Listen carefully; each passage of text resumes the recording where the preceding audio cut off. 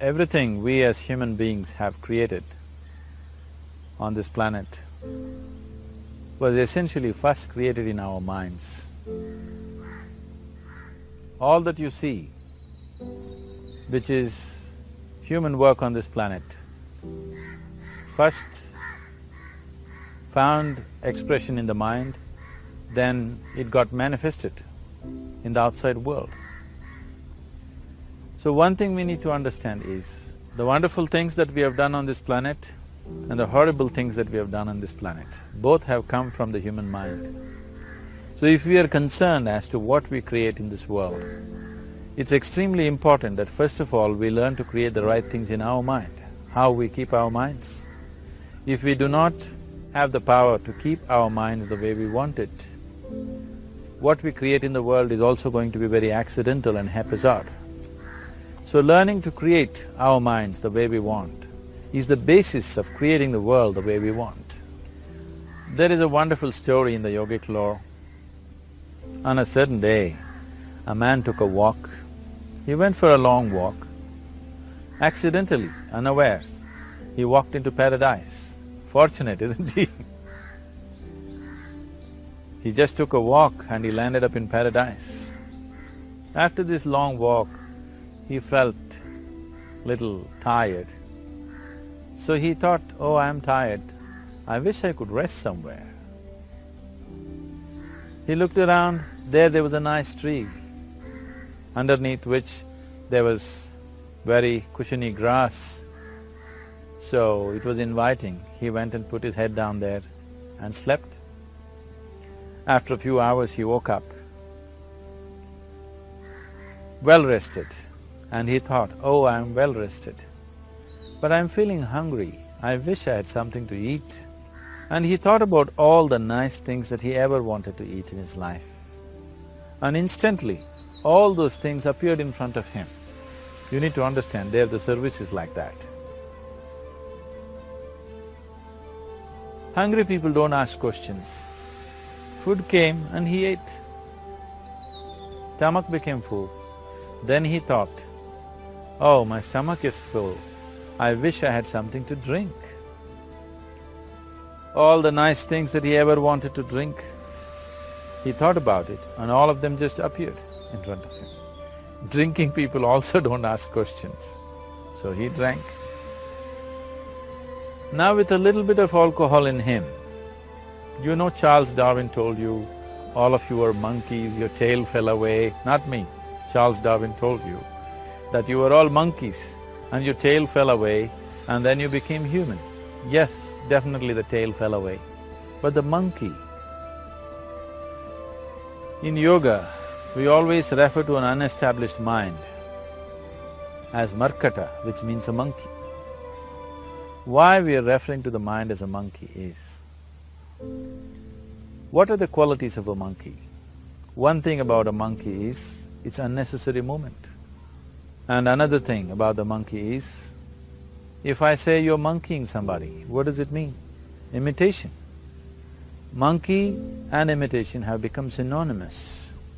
So these two essential qualities of a monkey are very much the qualities of an unestablished mind.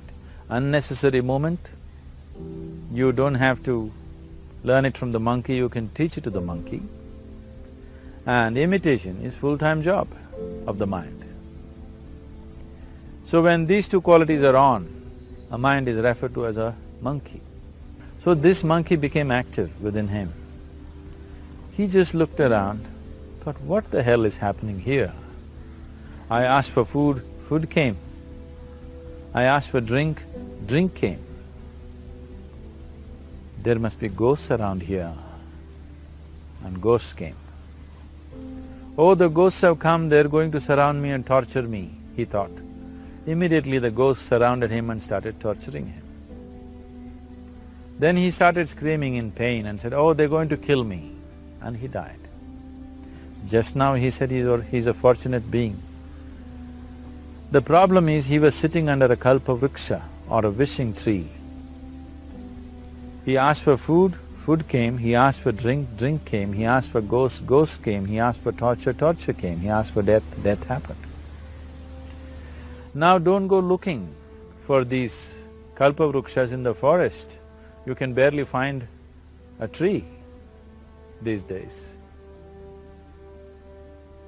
A well-established mind, a mind which is in a state of samyukti, is referred to as a kalpavriksha. If you organize your mind to a certain level of organization, it in turn organizes the whole system. Your body, your emotion, your energies, everything gets organized in that direction. Once all these four dimensions of you, your physical body, your mind, your emotion and the fundamental life energies are organized in one direction, once you are like this, anything that you wish happens without even lifting a little finger actually. It would help to assist it with activity, but even without doing any activity, you can still manifest what you want if you organize these four dimensions in one direction and keep it unwavering in that direction for a certain period of time. Right now the problem with your mind is, every moment it is changing its direction. It is like you want to travel somewhere and every 2 steps if you keep changing your direction, the question of you reaching the destination is very remote unless it happens by chance. So, organizing our minds and in turn organizing the whole system and these 4 basic dimensions of who you are right now in one direction, if you do this, you are a kalpavruksha yourself. Anything that you wish will happen. But right now, if you look at your lives, everything that you have wished for till now, if it happens, you have finished. Everything and everybody that you have desired for, if all of that lands up in your house today, could you live with that? So if you want to become empowered, it is also important that you become responsible as to what you ask for and what you don't. Right now the world's situation is just this, we are hugely empowered with technology. Today it doesn't take six billion people to destroy this planet. One man by pressing the wrong button can destroy the whole planet. When we are empowered like this, it's very important that our physical action, emotional action, mental action and energy actions are controlled and properly directed. If it is not so, we become destructive, self-destructive. Right now, that is our problem. The technology, which is supposed to make our life beautiful and easy, has become the source of all the problem that we are destroying the very basis of our life, which is the planet. So what should have been a boon, we are making a curse out of it. What has brought incredible levels of comfort and convenience to us in the last 100 years or so, has also become a threat to our life simply because we are not conscious action, we are in a compulsive state of action. So organizing our minds fundamentally means moving from a compulsive state of activity to a conscious state of activity. You might have heard of people for whom they asked for something and beyond all expectations it came true for them. Generally this happens to people who are in faith. Now, let's say you want to build a house. If you start thinking, oh, I want to build a house. To build a house I need 50 lakhs, but I have only 50 rupees in my pocket. Not possible, not possible, not possible. The moment you say not possible, you are also saying I don't want it. So on one level you're creating a desire that you want something, on another level you're saying I don't want it. So in this conflict, it may not happen. Someone who has some faith in a god or in a temple or whatever, who is simple-minded. Faith works only for those people who are simple-minded. Thinking people, people who are too much thinking, for them it never works. A childlike person who has a simple faith in his god or his temple or whatever, he goes to the temple and says, Shiva, I want a house. I don't know how, you must make it for me. Now in his mind there are no negative thoughts. Will it happen? Will it not happen? Is it possible? Is it not possible? These things are completely removed by this simple act of faith. Now he believes Shiva will do it for him and it will happen. So is Shiva going to come and build your house? No, I want you to understand, God will not lift his little finger for you. what you refer to as God is the source of creation. As a creator, he has done a phenomenal job, there's no question about it. Could you think of a better creation than this? Is it in anybody's imagination to think anything better than what is there right now? So as a creator, he has done his job wonderfully well. But if you want life to happen the way you want it, because right now, the very crux of your happiness and your well-being is this. If at all if you're unhappy, the only reason why you're unhappy is life is not happening the way you think it should happen. That's all it is.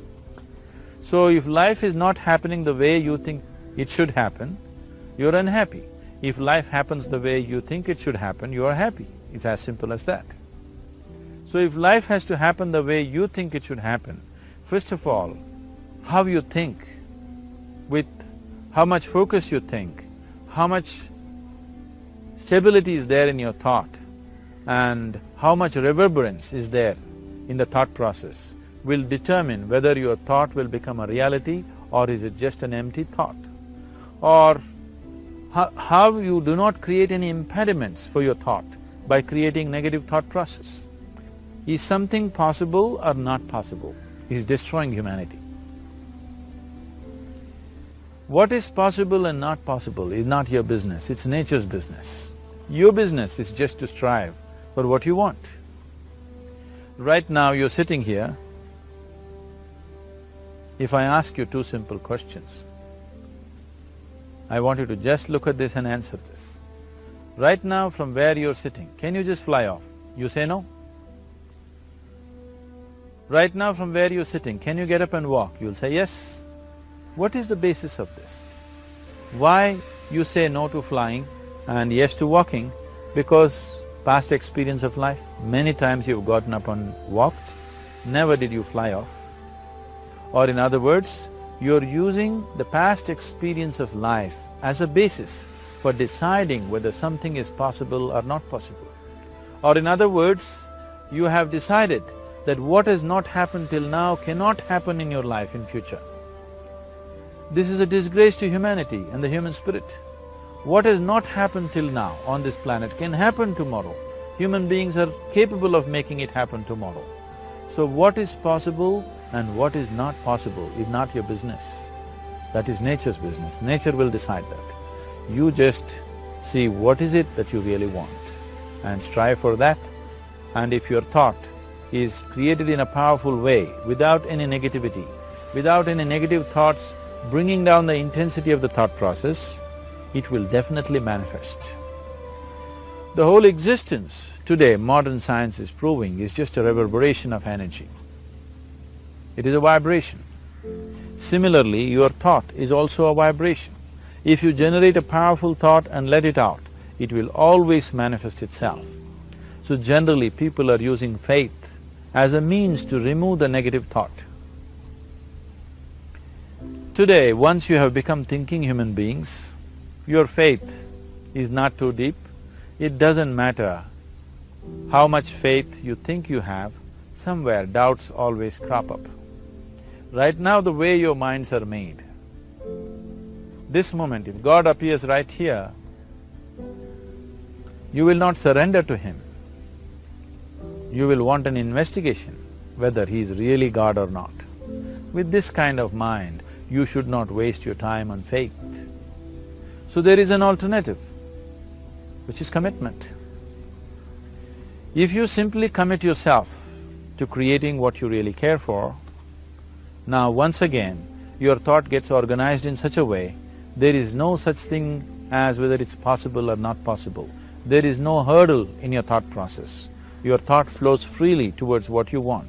Once this happens, making it happen will also naturally follow. So to create what you really care for, first and foremost thing is that what you want must be well manifested in your mind, that this is what I want. Is that what you really want? You must look at it, because any number of things in your life you have thought, this is it. The moment you reach there, you realize that's not it, it's the next one and the next one and the next one. So what is it that one really wants is one thing. First of all, we must explore. Once that is clear, and we are committed to creating it. Now there is a continuous process of thought in that direction.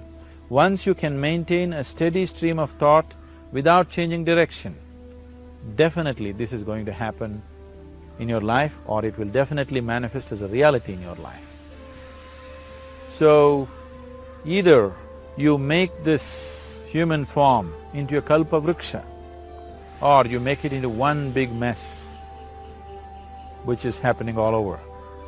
One reason why we have not created the kind of world that all of us would want to live in is, too many people are busy looking up. Too many people are interested in other planets, they are not interested in this planet. For every aspect of their life, they're checking out with other planets. And further, too many people are in service of heaven, they're not on service of this earth. I think right now we need people who are in service of this earth, not heaven. I believe if heaven is closer to divine than where we are, if that is so, I believe they're a little more organized than us, they don't need help from us. This has been a major problem on the planet. Anything that is valuable for a human being, anything that is good, the highest aspects of human life have unfortunately been exported to heaven. For example, if you say love, people say God is loving. We do not know whether God is loving or not. Human beings are capable of love. It is very, very important that people understand human beings are capable of love, human beings are capable of compassion, human beings are capable of joy and blissfulness. All the good things that are possible for a human being, unfortunately have been exported to heaven. If we want to create the kind of world that we want to, we need to understand whatever you refer to as God, the idea of God has entered our mind only because we have seen creation around us. Because there is creation, we have assumed a creator. God is a great creator. What you refer to as God is a source of creation. That source of creation has not failed us, has done a fantastic job. But now the question is about management. If you want to leave the management in the hands of the Creator, He will manage it in His own way, according to His agenda. But that's not what you want. You want life to happen the way you want it. Now, for example, let's say all of you here are the India soccer team for the next World Cup, and I am the coach. So these next 4 years, everything that you need to know about football is taught to you, everything that I know about football is poured into you in so many ways. Now, the time to play the match has come, you're on the field and the ball comes near your foot, but you look at me, then it's no good. You've seen those coaches sitting there and boiling, nothing happens. Because now, once you're on the field, it's your job. So this is the same thing. The Creator has done a fantastic job. Now you're here, it is for you and me to see how to manage this, how we want it, how to keep this world, how, in what condition would all of us enjoy it best is something that we have to look at. So at every stage in our life, we tend to think, this is it. If this one thing happens, everything will be fine with my life. You reach there and you realize that's not it, and you postpone it to something else and something else. This is going on. The first and foremost thing is, you must be clear what is it that you really want. If you do not know what you want, the question of creating it doesn't arise. If you look at what you really want, what every human being wants is, he wants to live joyfully, he wants to live peacefully. In terms of its relationships, he wants it to be loving and affectionate. Or in other words, all that any human being is seeking for is pleasantness within himself, pleasantness around him. If this pleasantness, if it happens in our body, we call this health and pleasure. If it happens in our mind, we call this peace and joy. If it happens in our emotion, we call this love and compassion. if it happens in our energy, we call this blissfulness and ecstasy. This is all that a human being is looking for. Whether he is going to his office to work, he wants to make money, build a career, build a family, he sits in the bar, sits in the temple, he is still looking for the same thing. Pleasantness within, pleasantness around. If this is what we want to create, I think it's time we addressed it directly and commit ourselves to creating it. So you want to create yourself as a peaceful human being, joyful human being, loving human being, a pleasant human being on all levels. And do you also want a world like this? A peaceful world, a loving world, a joyful world? No, I want greenery, I want food. When we say a joyful world, that means everything that you want has happened. So this is all that you're looking for. So all that you need to do is commit yourself to creating it, to create a peaceful, joyful and loving world, both for yourself and everybody around you. Every day in the morning, if you start your day with this simple thought in your mind, that today, wherever I go, I will create a peaceful, loving and joyful world. If you fall down 100 times in the day, what does it matter? For a committed man, there is no such thing as failure. If you fall down 100 times, 100 lessons to be learnt. If you commit yourself like this to creating what you really care for, now your mind gets organized. Once your mind gets organized, the way you think is the way you feel, your emotion will get organized. Once your thought and emotion is organized, your energies will get organized in the same direction. Once your thought, emotion and energies are organized, your very body will get organized. Once all these four are organized in one direction, your ability to create and manifest what you want is phenomenal. You are the creator in many ways. Why I am saying you are the creator is, I want you to look at the nature of your life right now. If you eat a banana, in 4 hours' time, this banana becomes a human being. There is something within you, a life-creating process, a process which builds this body. The manufacturer of this body is within. You give him a banana, he makes a human being out of that banana. Transforming a banana into a human being is not a small thing, it is a phenomena. It is just that this phenomena is happening within you unconsciously. If you could only consciously manifest this, making a banana into a human being, you are the creator. You are nothing less than that. As the theory of evolution goes, to make a monkey into a human being, it took millions of years. Over an afternoon, you can make a banana into a human being or whatever else, a piece of bread that you eat, into a human being. So, the very source of creation is functioning within you. If you organize these four dimensions of mind, emotion, body and energy in one direction, the source of creation is with you. You are the creator. What you want to create will happen to you effortlessly. Once you're organized like this, now you are not a mess. You are a kalpavruksha. You have the power to create what you want. There are tools and technologies as to how to organize this system in such a way that instead of being a psychological mess, you can make yourself into a kalpavruksha.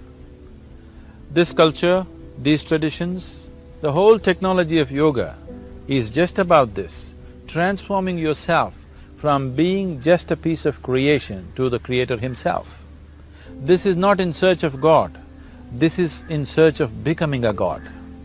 This is not in search of divine, this is in search of becoming divine, because that which you call as divine, that which is the source of existence, is throbbing within you every moment of your life.